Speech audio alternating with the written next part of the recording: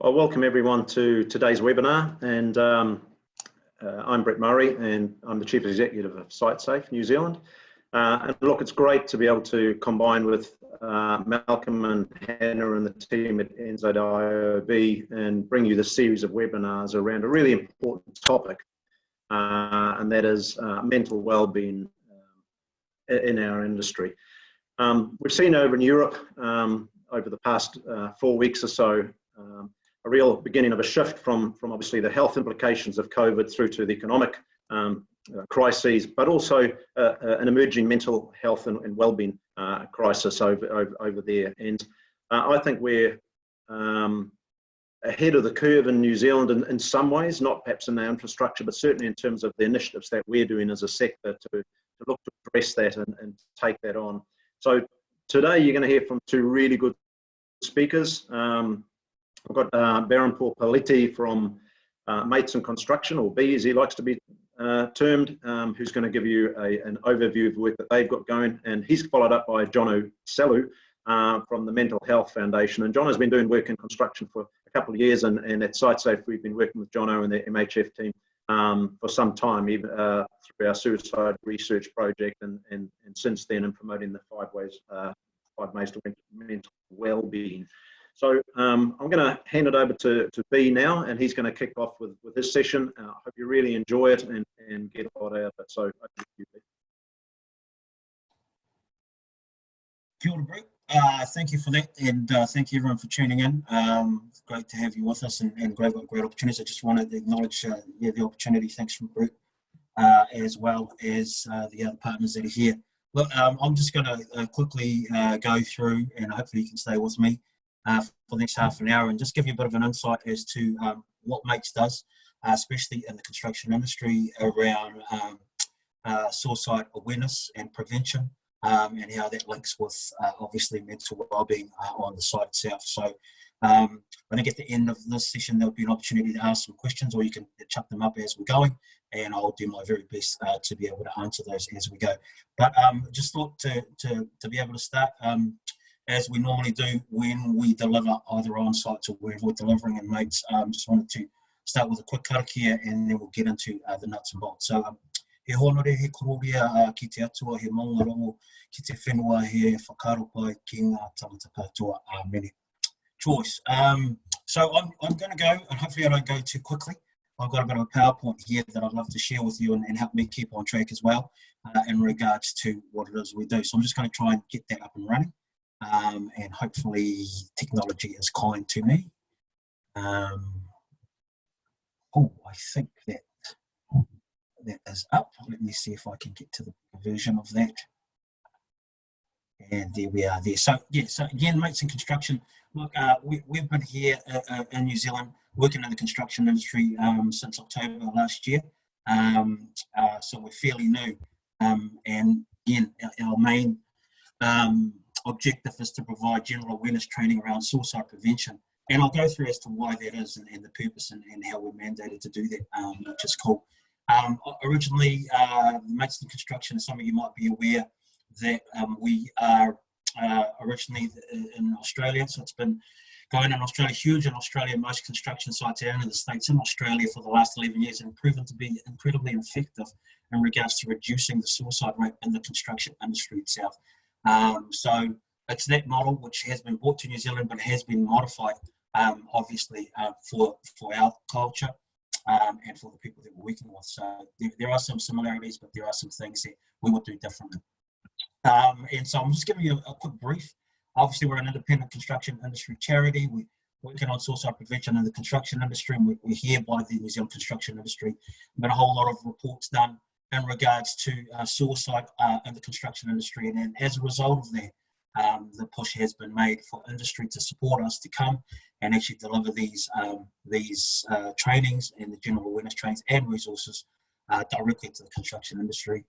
Obviously, we're supported by the employers and unions because they see the benefits in regards to the well-being of our workers, and it's the launch program into New Zealand. So we've started again October last year, and we've grown quite steadily to now. We're pretty much based in Auckland, but we will support anyone as much as we can in the wider New Zealand industry, with a view to actually expanding the services to be out on sites in construction industries around New Zealand, especially given the current climate that we're under. So that's a very quick brief about who we are. And so the motto there, as you can see at the bottom, it really is about mates helping mates. That's about as simple as we can put it. It's about building workplace capacity, that we would come on board and actually give the brothers and sisters that are working on site at the ground level the tools, one, to be able to identify when someone is not travelling so well, which is sometimes can be a precursor to suicidal thoughts, and then giving them the confidence and the support to be able to ask that question and have that conversation around are they doing okay, or even sometimes directly to ask them if they're actually having thoughts about suicide. So the key there is really, the approach there is to provide that awareness training throughout all the sites that we engage with, so that the sites themselves are empowered to have those tools, and then we provide support around that. So that's cool, which is, it looks really wonderfully with what Jono is going to be presenting in the next part of this webinar. Some of our partners that we have connected, we're currently on nearly over 50 sites here, some big, some small. Our goal is to try and bring the message of wellbeing and suicide awareness to every site in the construction industry, not only in Auckland but also in New Zealand. And the reason why is this, and so there's a little snippets of some of the trainings that we actually deliver on site. Some of you will be very familiar with the statistics around suicide. This is a national figure, obviously with the 10-year period, 2007-2017, 5,536. I've been in the suicide industry for the last 8 years, so I've sort of seen this number steadily grow, and very, very concerning. But what we're here to focus on, and in that period, it was reported that 339 of those 5,000 were actually deaths that were related to those people that worked in the construction industry. And so that is our focus in regards to why that is high. And you might think, is it high? Where does that compare with the others? Is there a problem? I'll just bring up some of the other industries, as you can see there. So these statistics are obviously out of measure, which is 100,000 per 100,000. You can see farming, which has always been traditionally high, at about 7 deaths per 100,000. And unfortunately, there's our construction industry. So the last couple of years, we're now the leading workplace in regards to suicide in the workplace. So, and so that just gives you a context as to why it is we're here. Some of the training, and I'm pulling this out of PowerPoints that we deliver on site. We present those statistics. We let the brothers and sisters know that this is why we're here.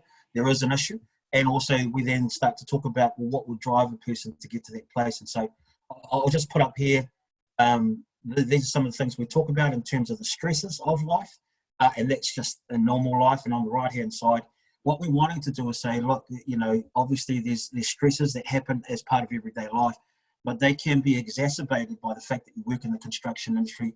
Things like long working hours, a culture of heavy alcohol use, bullying behaviours, a culture of not allowing discussion of problems with mates, a male-dominated industry. These things, they are not a secret to us, or they're not strangers to us. We understand that the male suicide rate is, I think it's 3 in every 4 suicides is a male, and of course the construction industry is predominantly male. So a lot of factors, and when you combine some of those together, it can produce a lot of people that are potentially going through a lot of anxiety or under a whole lot of stress around some of that stuff. And so, I guess the real thing on top of that is we chuck COVID on top of all of that.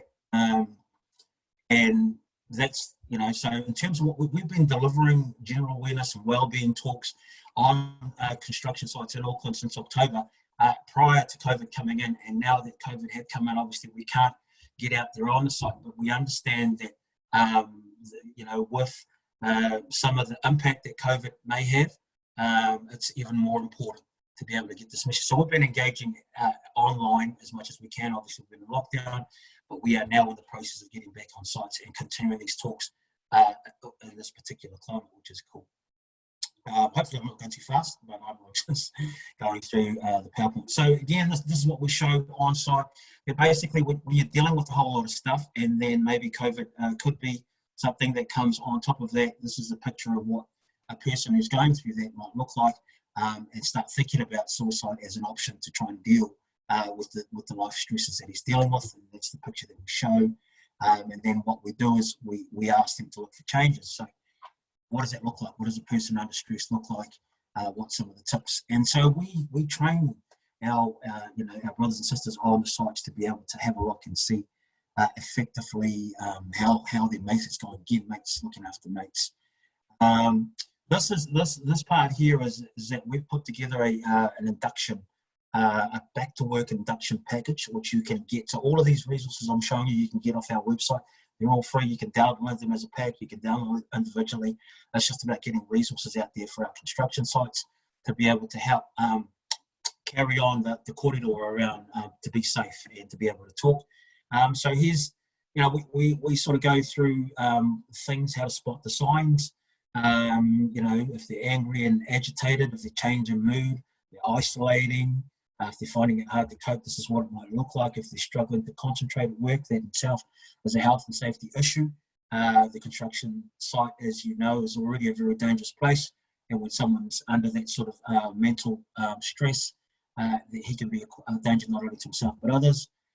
Struggling to finish tasks, using alcohol and drugs as a way of coping, mental work late, not making it to work at all. And the message there is as we know, it's okay, not be okay. We understand that these are very real stresses, and then you put COVID on top of it. So our message is, hey, it's okay to feel that way, but it's not okay to not do anything about it. And that's what we're here to advocate is, there is help. There are people that want to help, we want to help, and we want to give that support. So this is part of the induction package that we've sent out to all construction sites. And again, it's available to anyone that wants to jump on and download that, if you find that handy and helpful. Then we get on to, okay, so we spot the signs. So what do we do? What are we going to do? What do we train our workers to do at the grassroots level? And the key about that is because it's a general awareness training. Now we've got more eyes on the field to be able to spot people that aren't doing so well. Tell someone. So what that means really is actually talk. So we encourage workers to actually spot and then actually, have that conversation. I think Jono is going to get into some of the details of how to have those conversations. We've got a whole lot of information as well regarding how to have that conversation. And it really is about, look, man, brother, you don't look like you're doing too well, man. Are you okay? And so that's how natural we try to keep it, because it is about mates. We want to empower people to feel strong enough to be able to ask that question of someone that they have a concern about. Once that happens, and so this is another part of our training is the connectors. So our job is to provide on-site support. So after we do the general awareness training, it's so important that we ask for volunteers from the workforce to do connector training. And so again, we don't expect everyone to have an answer. All we want people to do is say, hey, you look like you're doing it tough. Are you doing okay? And if they say, no, I'm not, well, I don't have the answer, but let's go find it together. A connector is someone on site. We look at trying to get maybe one connector per 20 workers on a site to be able to be more trained in regards to how to deal with getting that person to a safe place or getting them to the help that they need. So that's the whole model of mates really at the end of the day, which is really cool. And again, this is, so we show them that, look, there's the guy in the middle with the hat. He's not doing too well.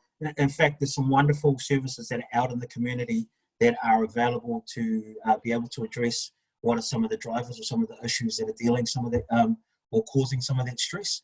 And so our job is to actually pathway and walk with him to be able to access those. So you can see once he gets mates inducted, he's aware. There's a connector on sites, and then we have assist training, which is a model that we use to be able to ensure that people are safe if they are having suicide thoughts, and we can ask them. So I'm assist trained. A lot of all of our crew and mates is assist trained, and it's a model that we use to be able to effectively ask the question to a person: are you thinking about killing yourself? And then being able to have that support to move that through. So that's cool. Hopefully I'm not going too fast, but I'm just trying to get to, so here's again, As part of the induction package, we've got some tips, and I know Jono, so I'm not going to go into this into detail, but just so that you know that it is there. Sometimes it can be very difficult on site to have those conversations. I think in many of our discussions, you know, a lot of the guys are like, you know, man, I don't want to ask the question because what if he says, yeah, well, you know, I'm not doing too well, what do I do then? And so, again, we take that away by saying you don't have to have the answer. What you have to do is be able to support him to go find a connector, find a mate's worker, or find someone to be able to talk to and then carry on that process. You've done that, you've actually saved a life. So that's cool. But you can see here, we've got here how to start a conversation, some real good tips around that. And oh, sorry, hopefully I haven't lost it. And so encourage seeking help. And again, these are some of the messages that we continue to have. And so encourage your mate to seek help with what they're struggling with. So again, some good tips here. I'm not, as I say, I'm not going to go into detail. Feel free to jump on there, but we go through this, and so we give them the tools to say, look, it is, you know, it's, and we try and make it as natural as we can. And it really is about us caring about the person that's next to us. So just go on to the next slide. I'm not sure whether I've lost it or not. No, I think I have. I'm just trying to refire this. There we go. So again, supporting a mate who you think is about, sort of take them seriously, and some tips around that as well. You know, are you thinking about having suicidal thoughts and whatnot? So I'll try and get us back. Sorry, there we go. The other thing is obviously self-care. So again, in terms of well-being, in terms of preventing a person from getting to their place, we provide self-care guides to teach people, to encourage people to look after themselves. You know, things like be kind to yourself, take time for self-care. We always talk about it on site. Look, man, if you're the pilot, you know, and you've got a family and whatever, you go down, it's going to be very difficult for them. So it's important that you look after yourself. Put the mask on first. We say, and you know, these are some of the things that we want them to build into their everyday life. You know, take time for self-care. Obviously, develop key relationships, and also remove negative influences in your life. And then the stuff that I struggle with, which is eat, drink, and sleep healthily. So I need to practice what I preach. But I mean, these are all messages that we take out there to the industry. People say, oh, you know, hey, you've got a whole bunch of construction workers. I mean, how receptive are they? Oh, you'd be really surprised that a lot of the guys have been receptive to the point we've now engaged with over 2,500 workers at the core level. And out of that, 35% of those have actually put up their hand to say, look, I want to be a connector. I want to be trained in connecting. I want to be able to spot these things. And then also in saying that, although we are totally focused on the construction industry, and that's our specialty, these skills are transferable. And that's what we tell them. You know, if you learn to spot someone who's not traveling so well, you know, in the community, in your family, in your sports teams, and these skills are actually transferable. So they're not just for construction. They can take them elsewhere. And we found that the message of trying to get men to talk has been really effective. I guess that comes down to the approach. I mean, the mate's approach is all about engaging. I think it's really important. Sometimes it's not actually the message, but sometimes it's a combination of the messenger as well. So, you know, like myself, I'm not clinically trained as such, but and we have 4 other field officers that are scouring Auckland construction sites, and it's important for us. You know, the model is research based. So there's been an incredible amount of research put in by the Australian Institute of Suicide Research and Prevention, which underpins everything that we do. But the delivery really has to be from a mate's perspective. And what we found it's mates talking to mates, it's brothers caring about brothers and sisters on the construction site, and taking away sort of clinical terms and just, you know, talking how we talk really at the end of the day. So, and we found that by delivering that message and that model has brought some amazing results. I was looking at the time, I think I'm doing well. So yeah, hopefully you're still with me. Again, coming back to the self-care, so it's so important for us, hand in hand with suicide prevention, is making sure that they're looking after themselves and that we're giving them the tools, the encouragement, the messages, and the support to be able to pull all that stuff together. So that's cool. And so here's again another tool that we've put together, especially through COVID, because we know that it could mess even more so with people in regards to the anxiety levels. So the 5 simple steps are how to handle it, how to manage that. And so you've got stress, step back. So we teach people to take a breath, step back, let's evaluate the situation, 10 seconds for yourself, and refocus. So we give these toolbox talks, and we tell the brothers and sisters this is how I would do it, and try and give them the tools to empower them to be able to handle those situations when they get there.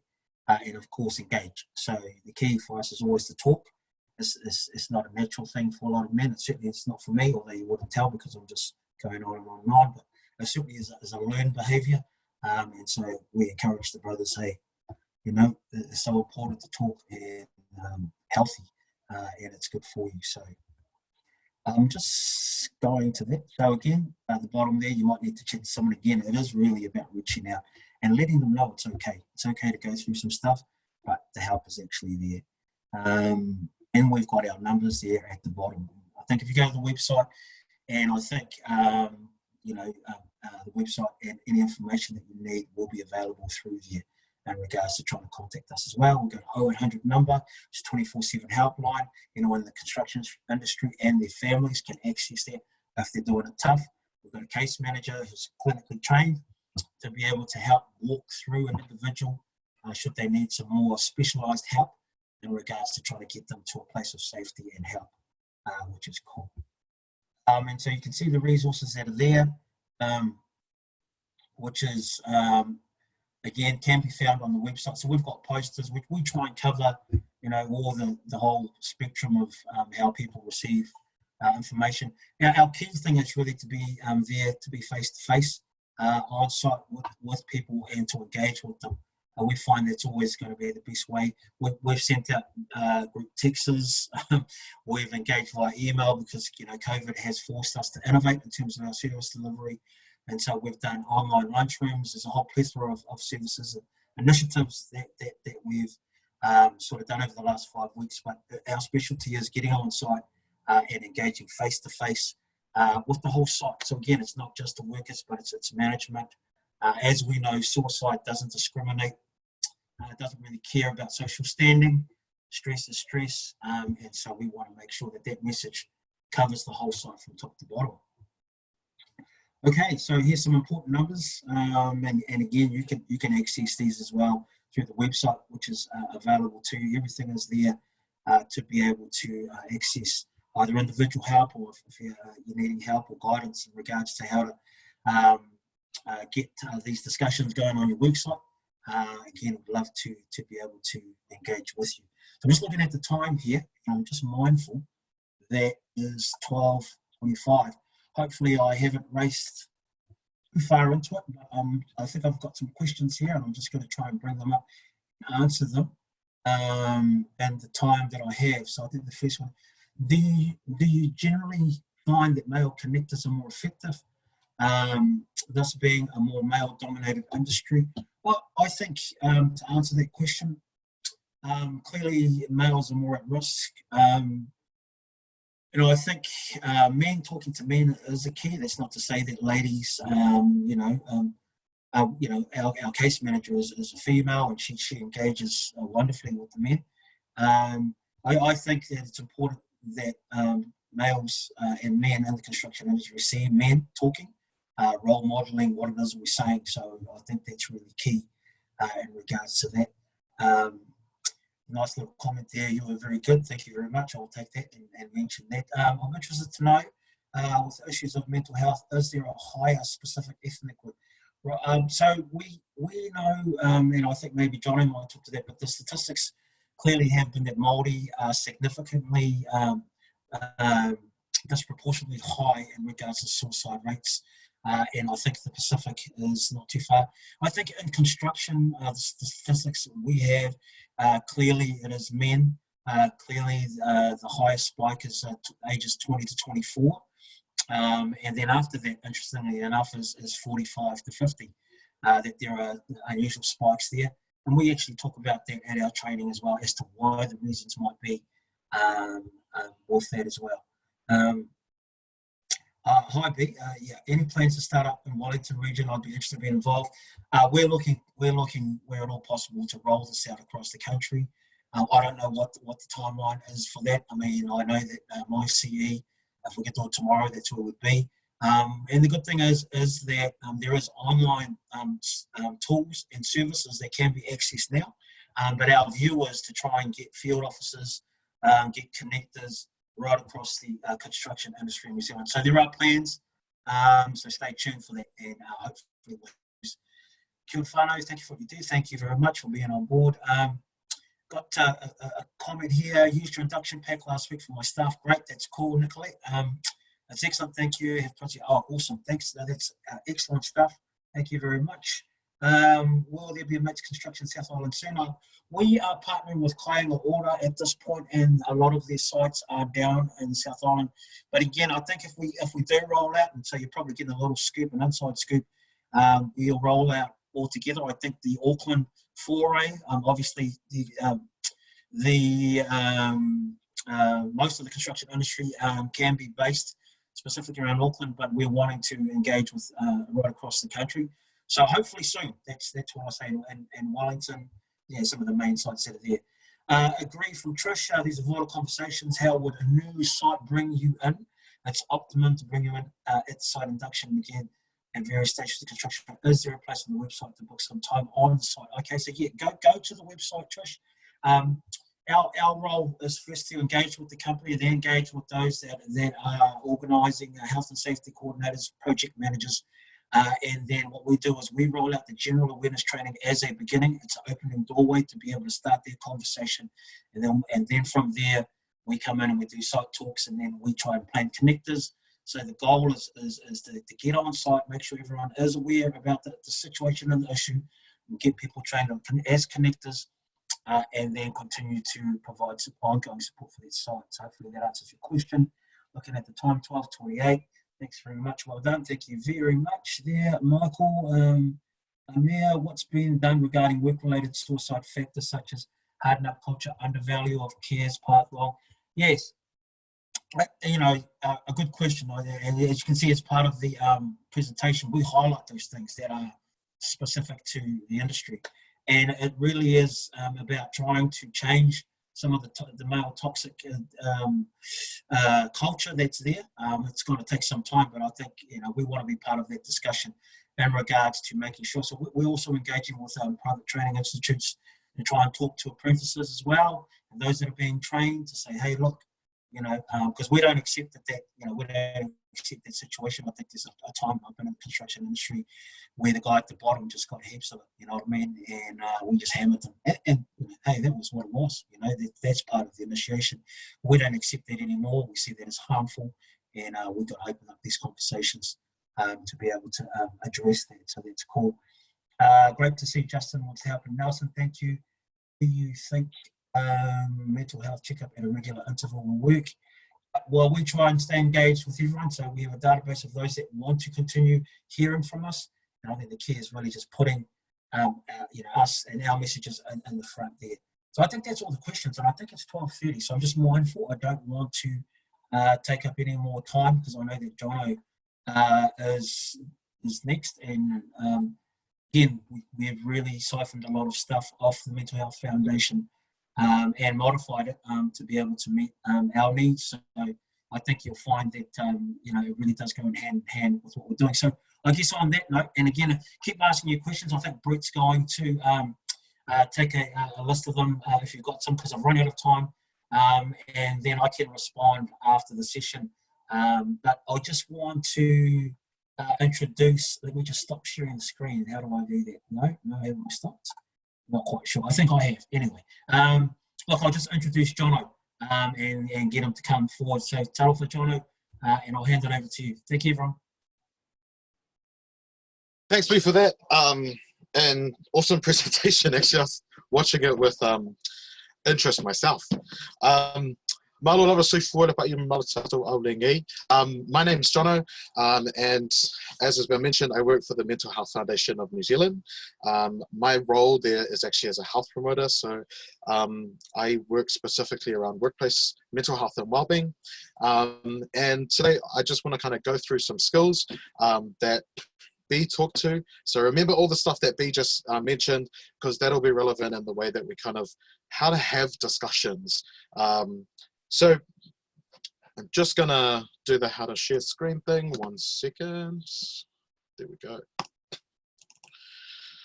So the focus for today, like I said, is pretty much going to be focused a little bit more around skills-based knowledge in terms of my talk. And this is, when we're talking about difficult discussions, often that can be a scary thing, right? So I'm just going to start off, and this might sound like the basic of all basics, but I like starting off with the idea of exploring what are we actually talking about to make sure we're all on the same page. So when we talk about difficult discussions at the Mental Health Foundation, we're talking about discussions around people's mental health. And those discussions aren't difficult because mental health is difficult. They're often difficult because there's fears of being judged, or scared of what might happen if you talk about your experiences with mental health and those kinds of things. So this is, we don't like really giving, here's a script that you can use. Those start point conversation starters can be really useful, but the essence of what we're talking about here is essentially, don't be a dick. That's kind of what we base it on. The kind of conversations that you might have with your mates outside of work, those are the kinds of ways that we talk about providing some support in the space. So having mates on board, which fosters the idea that at work, you want to look after yourself and look after your mates. That's a really key component of thinking about, well, how do we have discussions? When you go on to have discussions about mental health, or have talks about mental health with your colleagues, what you want to be thinking about is first a little bit of preparation, because these can potentially be heavy conversations. Sometimes they're not heavy, but sometimes they can be. So you want to go within a little bit of preparation, having a think through the sorts of things that might come up. Now, I know not everybody is a fan of toes as an image, but what I find, it's one of those things that you won't forget about if we put it up there. So we talk about part of your preparation being using your toes. You're thinking about the timing, the organizational policies, the environment, and any safety concerns. And I would encourage you to think about those things before going in to have conversations, so that you've got a little bit of preparation, and you know, okay, I've noticed there's been changes in my mate at work, and what we want to do is make sure that that your mate's going to be all good. And so before going into those conversations, okay, I want to think about my toes. So first up, your timing. Having a conversation about, hey, I'm really concerned about your mental health, or hey bro, I just noticed that there's been some changes, is everything all good? You want to make sure you actually allocate time and space for those conversations. So in terms of timing, actually book out some time to have a conversation and check in with that person. Is now the right time to have that conversation for them? Are they busy? Do they want to talk right now? And same for you, checking in, are there things that I need to think about in terms of my workload or my time? Because you want to make sure that there's enough time and space to be able to have that conversation without kind of cutting someone off and being like, I'm just actually running to a meeting, sorry, I can't have this chat right now. And the reason for that is we want to create that sense of safety for people to be able to speak and speak their minds, speak their emotions as freely as they need to, without kind of being like, oh wow, we've got 3 minutes to have a conversation, you want to ask me how I'm doing. So check in with your timing. Make sure you allocate some time when you have those conversations. Organizational policies. So this can be a difficult one to kind of keep track of, and sometimes can feel a little bit overwhelming for people. But what we recommend is actually check in on your policies.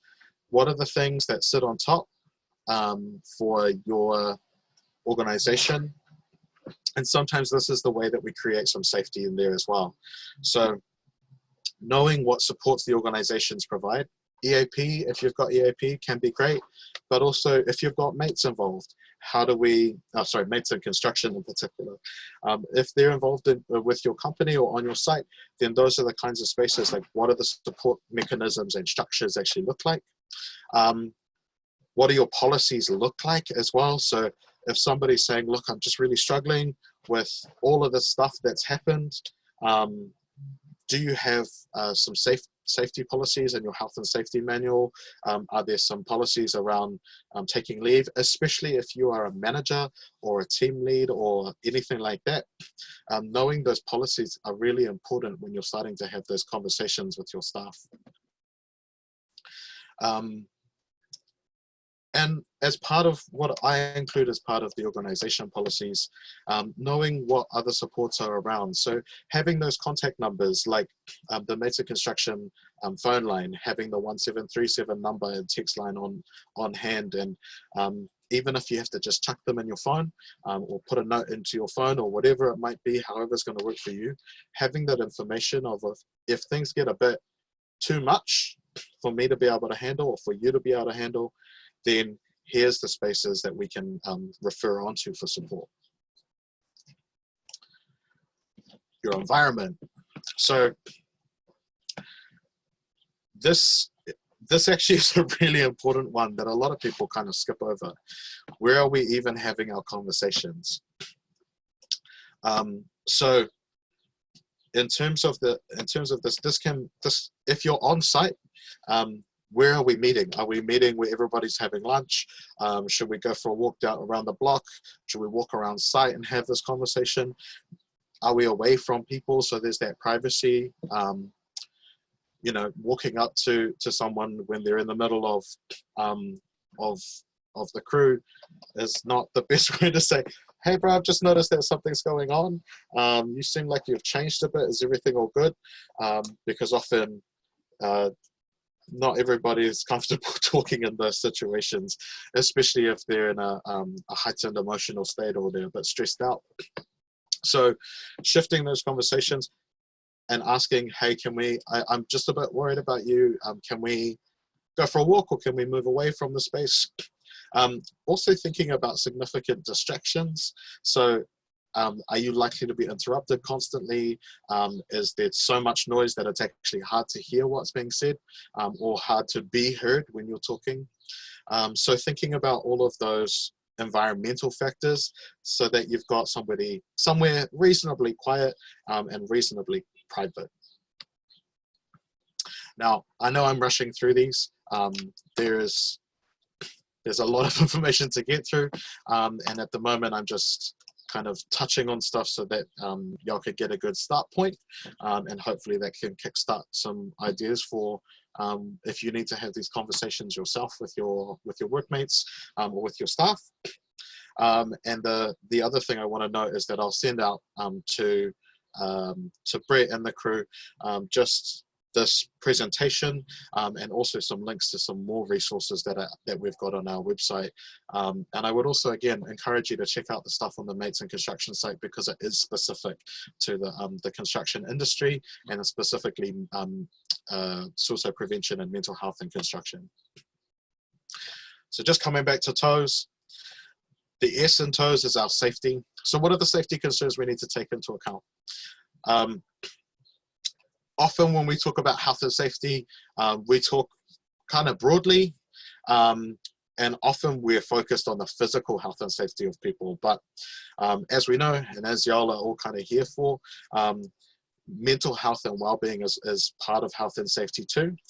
So one of the things that I hear most commonly when I'm talking to workplaces and to managers and to people who work on the ground is that a barrier for conversation. The reason why I don't want to talk to my staff about this, or I don't want to talk to my workmates about this, and that is my stress, or how I'm doing at the moment, my mental state, is that fear of what if somebody tells me that they are suicidal and they're not doing well, or there's something that I can't do anything about, and then what? Like, that feels like a waste of time. So it's really great to go in and prepare yourself a little bit more and have some thoughts around the safety. Are there any potential risks that could come up? So in my mind, yep, somebody could tell me that they're thinking of suicide. Cool. What do I need to do at that point? So are there supports that you can refer them onto? Do you have some immediate contacts? Does that mean that you can go off site with them and say, look, hey, if it's really bad, then here's where we're going to refer you to. Again, the crew over at Mates have some really great resource and information around that space. So if that's a space that you want to know more about, hit them up. I would definitely encourage it. Otherwise, you're welcome to get in touch and we can have a chat through some more details around the kind of safety considerations to take into account. I also just want to point out, though, that when you're having conversations, if you're on site, there are physical health and safety issues that you need to take into account when you're going to somewhere that's a little bit more private. Is it actually a physically safe space to be in? And I know that sounds like a, well, duh, of course that's going to come up. But I just want to highlight that those are things to think about when you're having these conversations. I know that this can feel really overwhelming, especially when there's a whole bunch of information. Oh, hey, there's a whole bunch of information. I'm just going to shoot back, being thrown at you. But realistically, when you're thinking about all of those considerations under toes, I often would say it takes about 30 seconds to really run through it in your mind. Is this the right time? Are we all good? Sweet, cool. Do I know the policies? No, I don't know the policies. Sweet, I need to find some of those things out. Or, yeah, I know the policies. All good, let's go. Environment, where are we having our conversation? Sweet, done. Safety, what are the things that are concerning me, and what are some of the other safety considerations I need to take into account? And then finally, what would I need to do in terms of creating a supportive environment for somebody to talk about their experience, whether that's stress over workloads, or over things that are going on at home, or whether people are actually starting to move into spaces of mental distress, which is that, you know, stress can be really useful for us. Stress over a kind of a medium period of time can start taking some health impacts on us. But when stress is around and constant for longer periods of time, a month or more, it can start getting us to move into spaces where we're feeling anxious on the regular, where we're feeling depressed, and potentially that could lead us to needing to get some medical or clinical support, like going onto medication, getting diagnoses, or going and getting involved with clinical interventions through your doctors. So what we want to do is just take all that stuff into account. So that's all our prep work. What about when we have conversations? So we're going to go with this one just for the moment. If you do want to know more, like I said, we've got some more info up on our website. And over the next couple months, we're going to be running some webinars through the Mental Health Foundation as well. That'll be specific to workplaces and workplace wellbeing, and we'll dig into this a little bit more deeper. So if you're interested with that, I'll also pass on those details as they come out. But in terms of having conversations, you've done all your prep work, and now what we want to do is we want to focus in on how to have those conversations. So I talk about leaning on our oars. Lean on your oars, your open-ended questions, your affirmations or affirming what's being said, your reflection practice, and summarizing at the end of those. So in a conversation, you don't want it to kind of just be meandering or going in everywhere and anywhere, or not having a focus. Your role as being supportive or being a good mate is about, okay, let's talk this out and let's see what we if there's something I can do to support, if we could get you to some more supports, or if we can kind of just give you a space to actually talk about what's going on for you. So when we're talking about leaning on our oars, again, this stuff might seem really obvious to a lot of people on the call, and you might go, well, duh. But that's one of the things that we do want to highlight is that the topic can feel really heavy, but you probably actually already have the skills to talk about the mental health and well-being of your staff with your staff, or with your colleagues, or with your mates. So just coming back to that idea that we already have a lot of this knowledge, and we just have to pull it across and put it into this context of being at work. So open-ended questions, which are questions that give more than just a yes, no, maybe response. So that's our, going back to primary school days and intermediate school days, our 5 W's and an H, who, where, what, where. Oh, wait. Apparently I did not do great at primary school English. Who, where, what, when, how, and why. So those are the kinds of questions that would elicit open-ended responses. And the reason we focus on those is so that you can get a little bit more depth rather than, are you all good? Yep, sweet, done. Because we want to get a little bit of detail in there. On the flip side, we want to be careful about not getting too much detail. I want to highlight here that no matter what your role is at your organization or at your on your sites, you're not the counselor. You don't need to be the counselor. You're just there as a mate who's providing some support. So we don't want you to have to take on all of the things and then that weigh heavy on you too. The idea is that you can help to kind of support people, be someone to talk to, and also be able to point them in the right direction towards either information or supports that are more, in quotes, professional. So open-ended questions. Affirmations is just affirming that you care about that person and that you care about them rather than the work or their capacity to work. So in that, you don't want to use scripted or rehearsed language. You know, a really basic example is that when someone's talking, bro, I'm just actually really concerned for you. I'm not talking about your work. I've noticed that it's had an impact on your work, but we want to make sure you're all good. That's that kind of focus. Focus on the person and affirm that you're there to support them, not there to try and make them get back to better working. Reflection is all about reflecting back as you're having those conversations. So while somebody is talking and telling you their stuff, take moments and time to reflect back and say, hey, I think I'm hearing this. Can I just check in that we're saying that you are saying that? Because I just want to make sure that we're on the same page and I'm not making stuff up or hearing the wrong things. And that summarization is actually being able to pull out all those points at the end and go, cool, is this what's sitting here for you? Because the next step is to be able to go into spaces of problem solving. And it's hard, I don't really like that framing of problem solving, if I'm honest, but about finding some ways forward that are collaborative. You want solutions that work for you, or you want collaborative approaches that work for both you, for your mate who's asking those questions, and also potentially for the team or the organization around you. So you want to make sure that it, as best as possible, works for everyone. The final part here is actually coming back to focusing on you.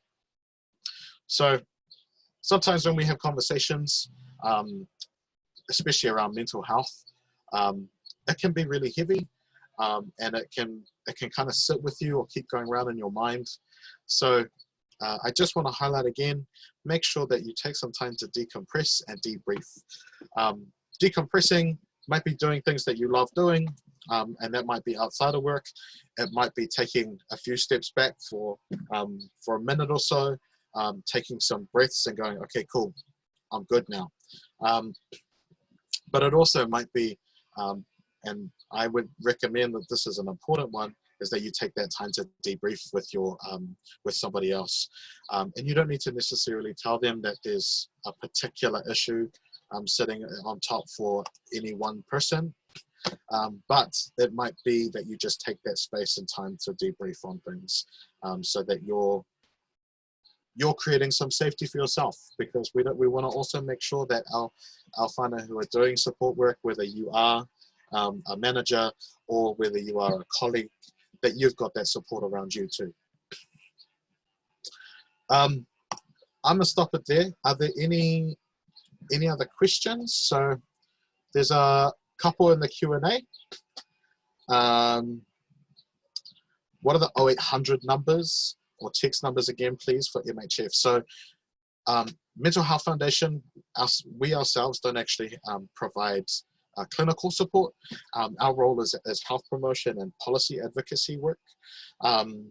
But if you jump onto our website, mentalhealth.org.nz, we've got a couple of pages there that list out all of the support support helplines, as well as things like the crisis teams for all the DHBs around the country. Who or what organization is the support I would refer my staff to when the problem is too big for me to solve, or assist in a real other way than listening? So that's a really hard question to answer, Eddie. And there will be some things that your organization may already have in place. So things like EAP might be a good start point. If you're really worried about somebody, you could get in touch with Mates in Construction and ask them. So if you're the support person and your staff are asking you the questions, then you could head up Mates in Construction and say, look, I don't know what to do, who, what, how, why, all of the things. Where do I refer to? The other ones that you can get in contact if there's immediate concerns for harm coming to that person or to others, is you can give 1737 a call and ask them, what is your advice in the space? Are there any organizations local to me that I can refer on to for support? In some other cases, it may be if you have connections with an HR crew or an HR person, then that you could hit them up. Otherwise, it's going to really depend on where you are and what's available in your area. So I hope that's a good answer. If all else fails, give your GP a call and see what they can refer on to, or get your colleague who you're supporting, get them to give their GP a call, and say, look, we need to get you some support. I hope that helps answer that question. It is always a hard one. And if you really get stuck, feel free to get in contact with us at the Mental Health Foundation. I can't see any other questions at the moment. And I know I'm coming up real close to time. I just want to put out there as well, just so that in case it is useful for anybody, we've just, after a lot of toiling and troubling, we've finally put out our resource for workplace, and it's specifically for workplace leaders, talking about well-being at work, but also supportive mental distress support at work during COVID, over the COVID-19 kind of space. And this will be relevant as we go into level 2 and eventually onto level 1 and level 0. But that's available now on our website, and there's a few other resources that are sitting on the website that, if it's useful, jump on, have a look. Again, just to remind you, or to kind of reiterate, we're also looking at putting on some webinars in the coming weeks. So if you are keen to learn more in that space and explore a little bit deeper, what we'll do is I'll keep Brett and the team up to date with what's going on in that space, and hopefully you'd be more than welcome to jump into those trainings. Are there any other questions? Cool. If you do have any other questions, feel free to get in touch. Otherwise, for now, thank you so much for listening. I know I'm finding it very strange to be delivering without being able to see people, but I'll pass back over to Brett to close up for us. I love it. Thanks, Jono, and thanks, B. B's had to go actually off to a call out, so it just shows the value of the work that Mates in Construction, and certainly from a site safe perspective, we're really supportive and working with Victoria and her team, and also Jono and the team at the Mental Health Foundation, because certainly mental wellbeing, not only in this current time, we obviously saw issues well back, but certainly it's come to the fore in recent times. So look, I just want to thank NZIOB, our partners in collaborating with us. It's been really great today to bring together 4 not-for-profit organisations with Site Safe, NZIOB, Mates, and the Mental Health Foundation to bring these presentations. I hope you found them valuable. Some great presentations today, and I hope you've found something that you can take away, or links and resources you can contact to. The preso the webinar will be up on Site Safe and NZIOB websites shortly. So thanks for everyone for attending. Until next time, stay safe and kia kaha. Thank you.